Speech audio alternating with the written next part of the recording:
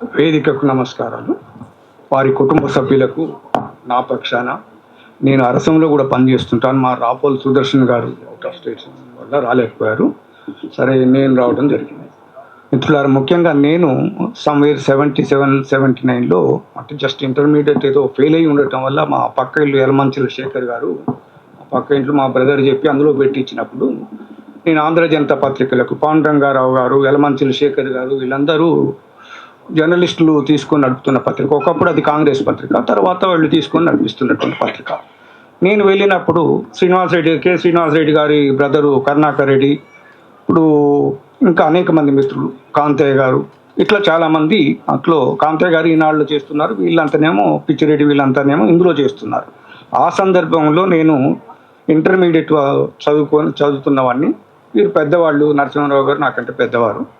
అయితే మేము పోయి కూర్చున్నప్పుడు మేము 4-5 కలిసి ఎక్కడికి పోయినా కలిసి ఉండేవాళ్ళం. నరసింహారావు గారు నరసింహం ఒక్కరు మాత్రం సపరేట్గా, అంటే ఒక ఎవరితోటి పలకరించకుండా మాట్లాడకుండా తనకు తానే ఉన్నట్లుగా ఉంటుండేవాడు, గంభీరంగా ఉండేవాడు. ఆ రకంగా సరే, నా అనుభవం ఒక 2 years. తర్వాత నేను ఇంటర్ డిగ్రీ అట్లా పోతూ వేరే ఆర్గనైజేషన్లో పని చేసుకుంటూ ఏఎస్ఎఫ్ అట్లా తిరుగుకుంటూ అట్లా వెళ్ళిపోయాను. ఈ 2 ఏళ్ల కాలంలో నేను వస్తుంటే జస్ట్ చిన్న అనుభవమే నాది, పెద్దది కూడా కాదు.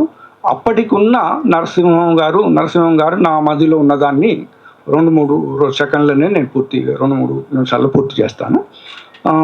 మరి వారు చాలా గంభీరంగా తన పనితో తనకి ఇచ్చిన ఐటమ్ శేఖర్ గారు అంటే అప్పుడు టెలిప్రింటర్ నుంచి ఇచ్చిన టకాటక రాసేసి అక్కడ ఉండేవారు, గంభీరంగా ఉండేవారు. ఎప్పుడైనా మేము టీలోకి పోతున్నప్పుడు కూడా రమ్మని అంటే మేము తప్పనిసరిగా ఒత్తిడి చేస్తే తప్ప ఆ పక్కనే ఈ కేశవరావు గారి షెడ్స్ అవన్నీ మన నాంపల్లి దగ్గర ఉండేటువంటి ఆ ప్రాంగణంలో ఆ పక్కన కేరళ వాళ్ళ హోటల్ ఉండేది, అంబిస్కేప్ అని ఉండేది.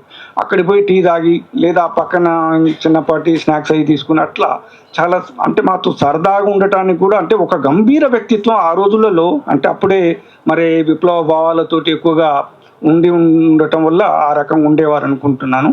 అయితే మీరు అన్నట్లుగా వారి యొక్క వ్యాసాలు కానీ రచన కానీ ఒక చక్కగా అద్భుతంగా ఒక మంచి మెచ్యూర్డ్ జర్నలిస్టుగా తొలి రోజుల్లో, ఆంధ్ర జనత అంటే దాదాపు వారికి కూడా తొలి రోజులు అయి ఉంటాయి అనేది నాకు ఉన్నది.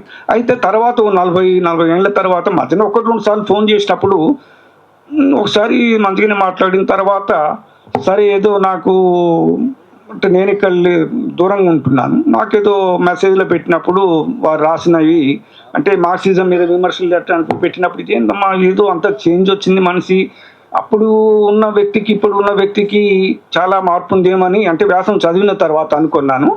ఆ రకంగా వారి మార్పుని తెలుసుకొని ఎప్పుడో ఒకసారి కలుద్దాం అనుకునే లోపల పాపం వారు చనిపోవడం జరిగింది.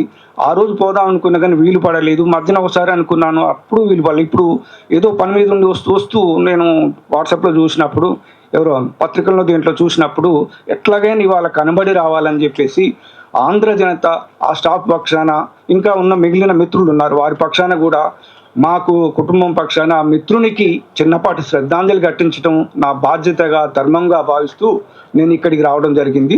దాన్ని వస్తూ ఒక చిన్న కవిత రూపంలో కూడా రాసుకొని బస్సు ఎక్కి కూర్చొని దిగి మళ్ళీ అలా వస్తే ఇక్కడ వచ్చి చిన్నపాటి పేరు చేసుకుంటూ మీరు పర్మిషన్ ఇస్తా ఒక 2 మాటలు చదివి వినిపించారు, ఎక్కువ కూడా కాదు, జస్ట్ 1 minute కంప్లీట్ చేస్తాను.